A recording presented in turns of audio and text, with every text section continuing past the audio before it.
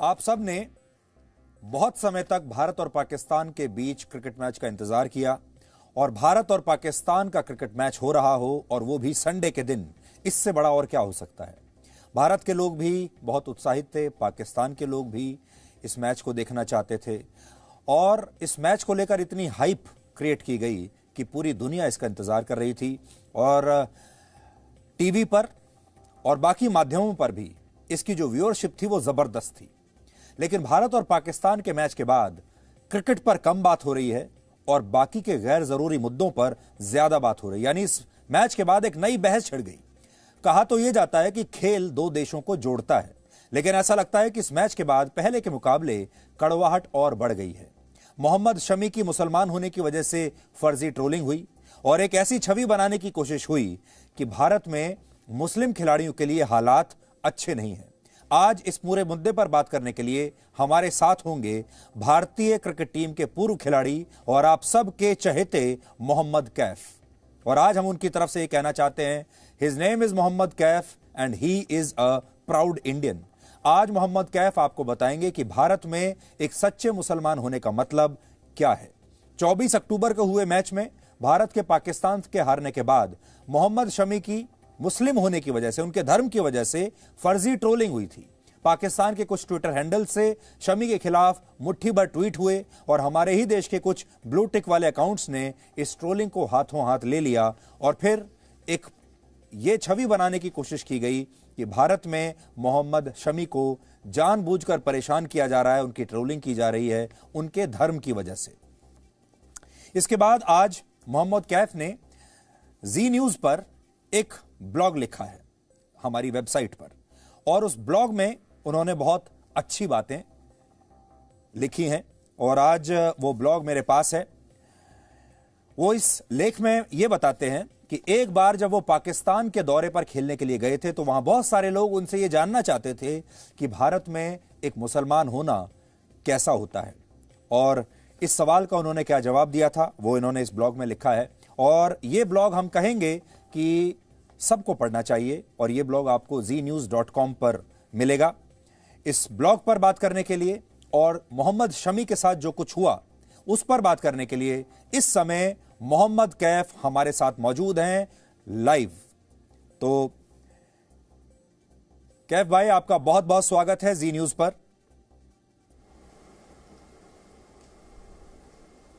जी धन्यवाद धन्यवाद धन्यवाद। पहला सवाल आज मैं आपसे यही पूछना चाहता हूं कि हाल ही में मुझे याद है जब ये मैच शुरू होने से पहले हमारी मुलाकात हुई थी डीएनए में और सब बड़े एक्साइटेड थे इस मैच के बारे में, लेकिन मैच के बाद जो कुछ हुआ वो बहुत कड़वाहट छोड़ गया। खास तौर पर मोहम्मद शमी की जिस तरीके से ट्रोलिंग की गई उस पर आपकी पहली प्रतिक्रिया क्या है? नहीं देखिए, खिलाड़ी तो हमेशा अपना 100% करता है और मोहम्मद शमी एक बहुत काबिल गेंदबाज है। उनके नाम 300 अंतर्राष्ट्रीय विकेटें हैं।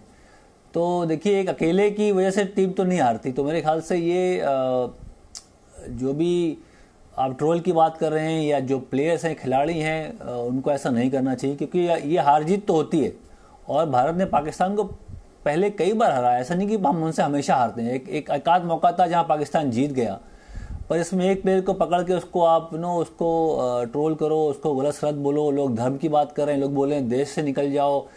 थोड़ा सा दुख हुआ, मुझे खुद दुख हुआ क्योंकि मैं इंडिया के लिए खेला हूँ। मैं समझ सकता हूँ क्या जज्बात लेके खिलाड़ी मैदान पे उतरता है। वो उसका ज़िंदगी भर का एक जो सपना होता है कि इंडिया कैप पहने, तिरंगा अपने जो टी शर्ट मिलती है तिरंगा यहाँ लगा होता है, वो गर्व के साथ मैदान पे उतरता है। उसका ज़िंदगी भर की मेहनत है ये। तो इस तरह से अगर आप एक मैच के बाद किसी को बुला भरा बोलेंगे, देखिए आप आलोचना कर सकते हैं, आलोचना करिए। हम भी प्लेयर थे, हमें भी आलोचना हमारी हुई जब हम खराब खेले।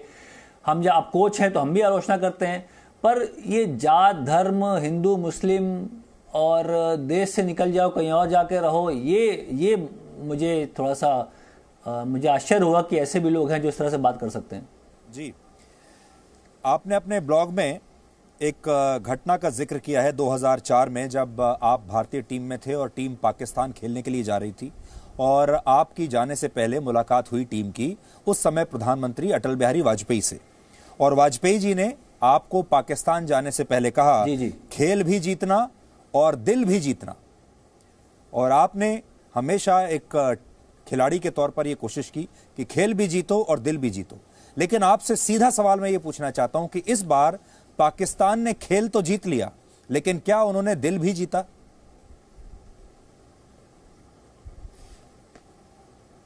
नहीं, मेरे ख्याल से दिल जीता विराट कोहली ने।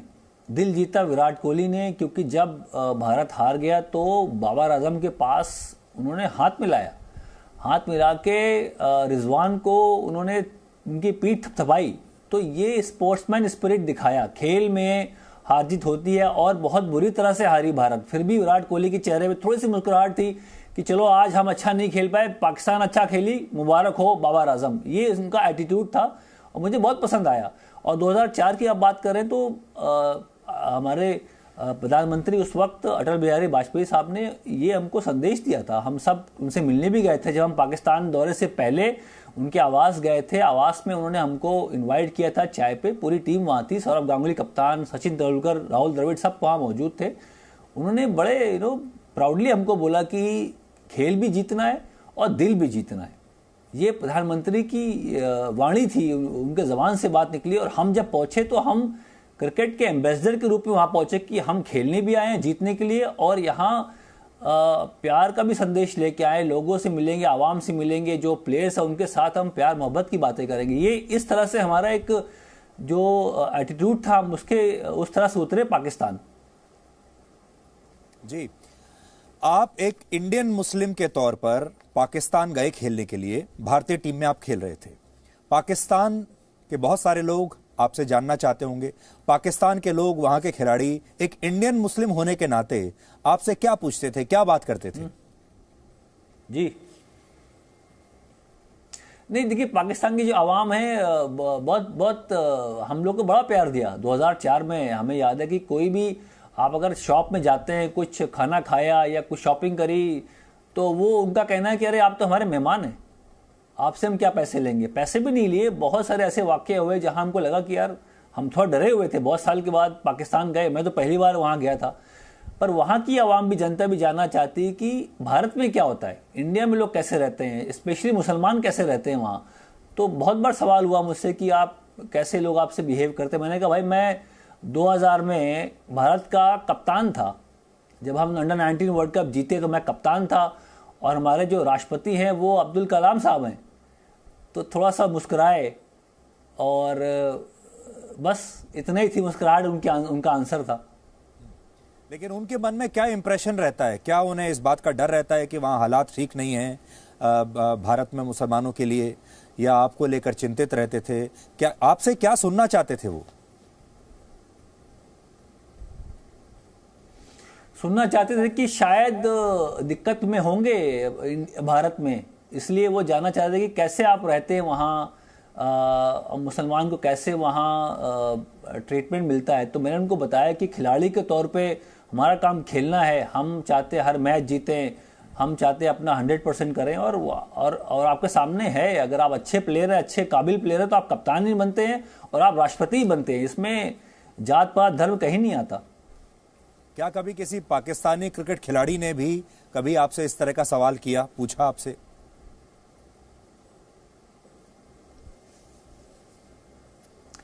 नहीं, जो पाकिस्तान में खिलाड़ी को तो पता होता है, पाकिस्तान की टीम इंडिया कई बार आ चुकी होती है, उनको हालात से वो काफ़ी उनको मालूमात रहती है। पर जो लोकल लोग हैं जो पाकिस्तान से बाहर नहीं निकलते, उनके लिए हम जब वहाँ पहुँचे बड़ी बात थी। जो लोकल, हम जब रेस्टोरेंट में किसी से मिले या होटल लॉबी में किसी से मिल रहे हैं, तो वो बहुत उत्सुक थे कि क्या होता है भारत में। बाकी तो भारत, देखिए पाकिस्तान की टीम तो बहुत बार भारत आ चुकी है, उनको जो प्लेयर खिलाड़ी होते हैं उनको ज़्यादातर चीज़ें पता होती हैं। पर जो लोग आवाम हैं, लोकल लोग हैं, जो ज़्यादा ट्रैवल नहीं करते, पाकिस्तान से बाहर जाना इतना होता नहीं, तो वो बहुत उत्सुक थे कि किस तरह से बर्ताव होता है मुसलमानों के साथ भारत में।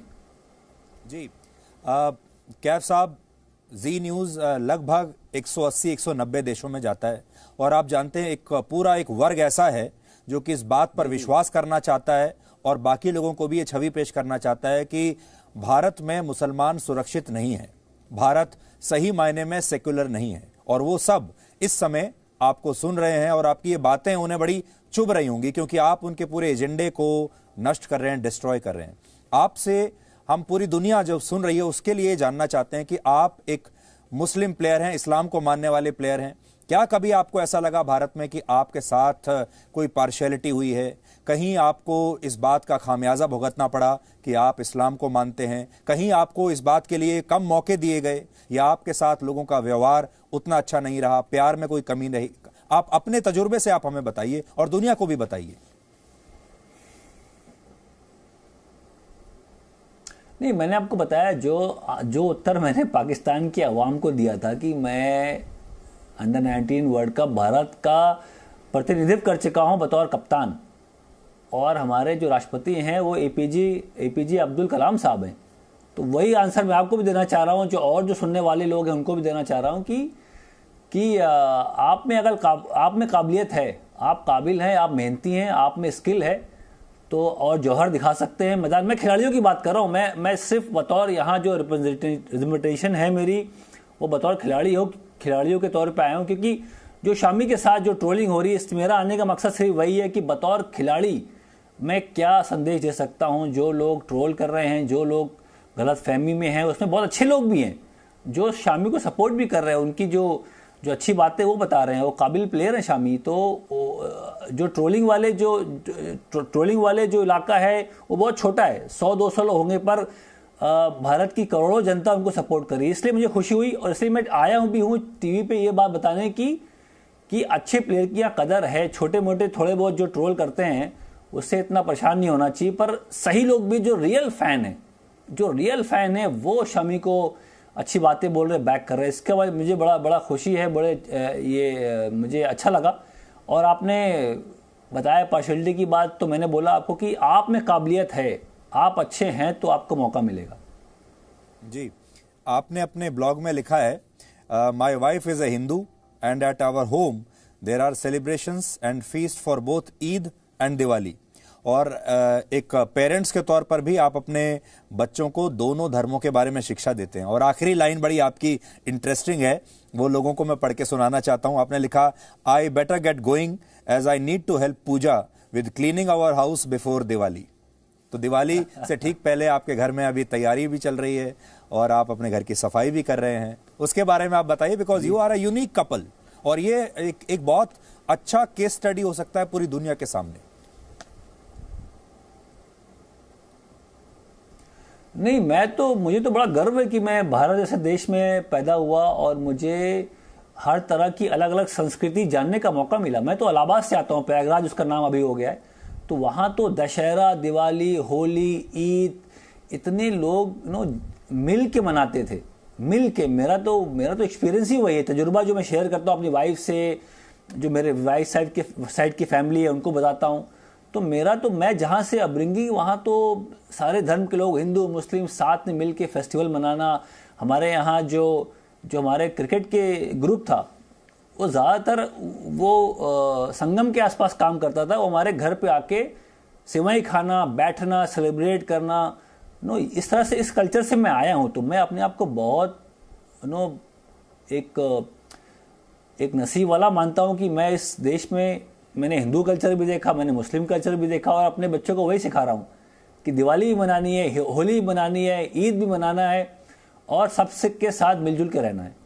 जी, अब आपसे एक थोड़ा सा कड़वा सवाल मैं पूछता हूँ। जब ये मैच पूरा कंप्लीट हो गया, और ये कड़वे सवाल नहीं थे पहले वाले नहीं, ये तो थोड़े हल्के और थोड़े मीठे सवाल थे। ये आप ऐसा समझ लीजिए, ये थोड़ी आसान बॉल थी। सवाल थे। नहीं तो अच्छा, ये वार्म अप था, वार्म बॉल थी मेरे ख्याल से। हाँ। आप हेलमेट पहन लीजिए। जी, मैं आपसे ये जानना चाह रहा हूं कि जब ये मैच खत्म हो गया, नहीं, बोलिए। उसके बाद पाकिस्तान के जो पूर्व खिलाड़ी हैं, वकार यूनुस, आप जानते होंगे, उन्होंने टीवी पर बैठकर कहा कि मेरे लिए तो सबसे अच्छा जो एक्सपीरियंस था वो ये था कि उनके खिलाड़ी ने मैदान में सबके सामने हिंदुओं के बीच उन्होंने नमाज पढ़ी। उन्हें इस बात का अच्छा लगा। वो ये कहते हैं कि उसकी बैटिंग से भी ज्यादा अच्छा मुझे ये लगा कि उन्होंने हिंदुओं के बीच बैठकर नमाज पढ़ी। फिर पाकिस्तान के जो एक और मिनिस्टर हैं वो ये कहते हैं कि हमारे लिए तो यही जीत वर्ल्ड कप की जीत से भी बड़ी है, और ये पाकिस्तान की नहीं है बल्कि ये इस्लाम की भी जीत है, यानी इसको उन्होंने एक धर्म युद्ध में बना दिया। तो इस पर आप क्या कहना चाहते हैं? नहीं, मैं खिलाड़ी के तौर पर बात करूंगा। खिलाड़ी का जो जो संदेश आया, वकार साहब, वकार यूनुस बड़े बड़े गेंदबाज थे, उनके हम सब कायल उनके गेंदबाजी की, ऐसी बात नहीं है। भारत में उनके बहुत सारे फैंस हैं वकार यूनुस के। पर जब खिलाड़ी बोलता है तब दुख होता है। खिलाड़ी क्या है? खिलाड़ी पॉलिटिक्स से, धर्म से, नफरत से बहुत ऊपर है। खिलाड़ी हमेशा इंस्पायर करता है। उसको लोग अलग नज़रिए से देखते हैं कि ये क्या कर रहा है, क्या बोल रहा है, उसको लोग फॉलो करते हैं। फैन फॉलोइंग प्लेयर्स की क्यों इतनी ज़्यादा है? क्योंकि खिलाड़ी हमेशा अपना ईमानदारी से काम करता है, मेहनत करता है, भारत के लिए प्रयास करता है मैच जिताने का। तो ये जो फैंस हैं उनको पता है कि खिलाड़ी बिल्कुल साफ दिल के होते हैं, ईमानदार होते हैं, इसलिए वो उनको फॉलो करता है, उनकी बातें सुनता है। तो हमेशा खिलाड़ियों को ध्यान रखना चाहिए कि गलती से भी ऐसा शब्द ना इस्तेमाल करें या निकल जाए। बाद में माफ़ी मांगी वकार साहब ने, ऐसी बात नहीं, वकार यूनुस साहब ने माफ़ी मांगी कि मैं जज्बात को समझता हूँ, मेरे में कोई ऐसी हार्ड फीलिंग्स नहीं है, वो एक्साइटेड हो गया, ऐसी बात निकल गई। पर नहीं निकलनी चाहिए। खिलाड़ियों को हर एक बात फूक फूक के बोलनी चाहिए, क्योंकि उनकी बात का जो असर है पूरी दुनिया में होता है। बच्चे भी, बूढ़े भी, महिलाएं भी, सब क्रिकेट को वॉच करती। तो जो खिलाड़ी है उसको बहुत ज़्यादा अपने ऊपर एक रिस्पॉन्सिबिलिटी लेनी चाहिए कि क्या बात बोल रहा है, उसका क्या इफेक्ट होगा। जी कैफ साहब, पॉलिटिशियन का नहीं पता मुझे और क्या बोला उन्होंने। मैं खिलाड़ी के तौर पे बोल रहा हूँ कि वकार साहब ने जो भी बोला, या हम सब जो यहाँ बात करते हैं, वो ध्यान रहे कि उसका असर काफी डीप होता है। जी, आप खुद इस्लाम को मानने वाले खिलाड़ी हैं और हमारी भारत की टीम में बहुत सारे लोग ऐसे हैं जो इस्लाम को मानते हैं, लेकिन जब हम पाकिस्तान की टीम को मैदान में देखते हैं तो वो अक्सर मैदान में ही नमाज पढ़ते हैं और करोड़ों लोग टीवी पर उन्हें देखते भी हैं। क्या आपने भी कभी मैदान पर मैच के बीच में ऐसे नमाज पढ़ी है, या हमारे किसी बाकी खिलाड़ी ने इस तरह मैदान के बीच में ही नमाज पढ़ी हो? या ये इंडियन मुस्लिम और पाकिस्तानी मुस्लिम के बीच में एक ये अंतर है?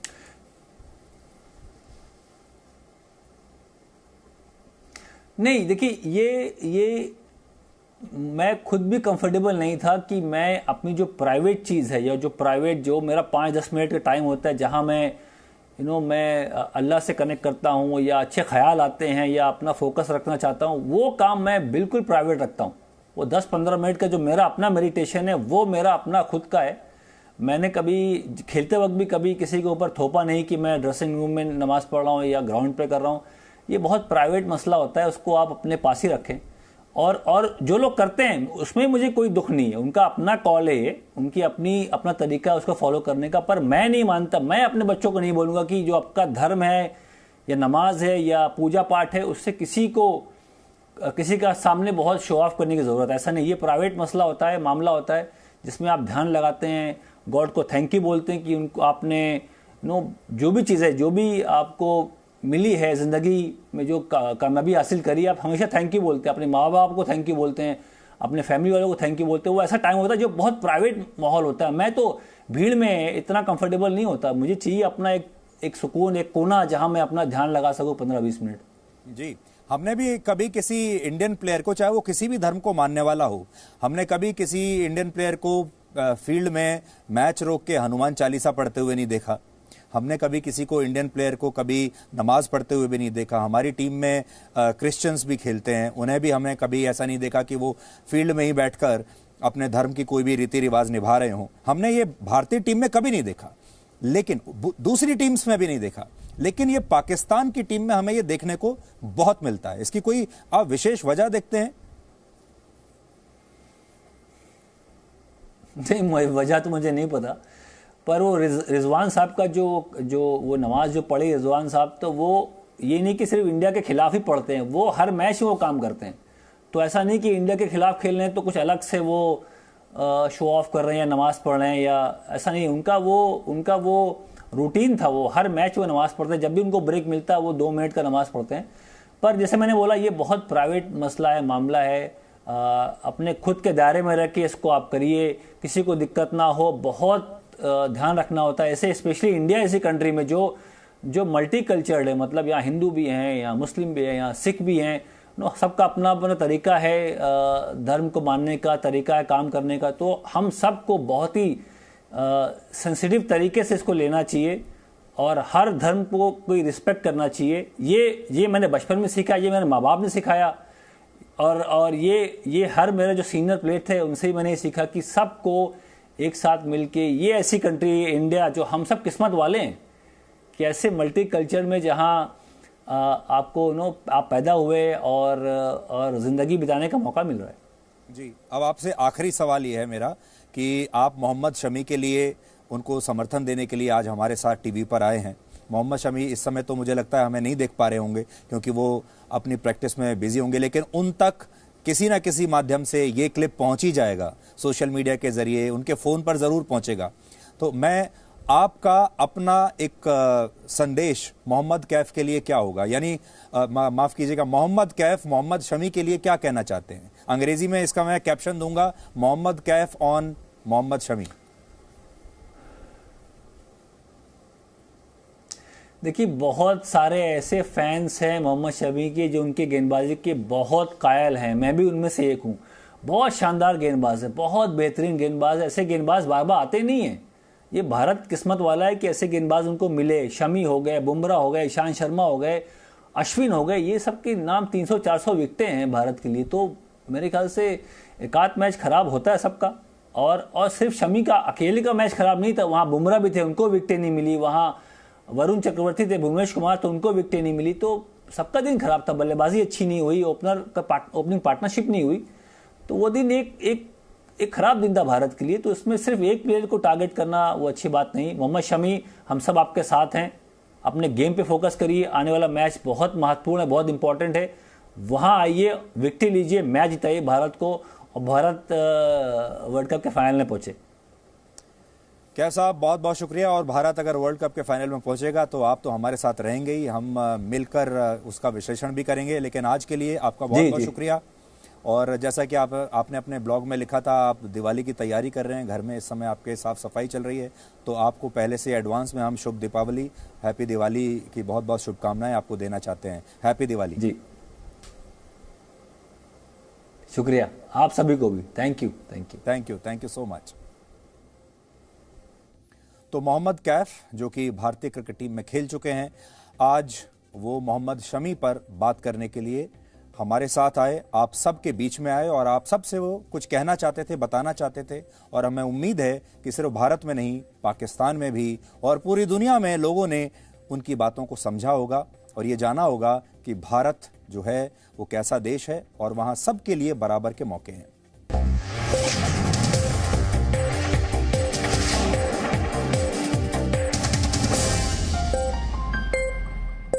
Presenting B News app, available on Google Play and App Store. Download it now.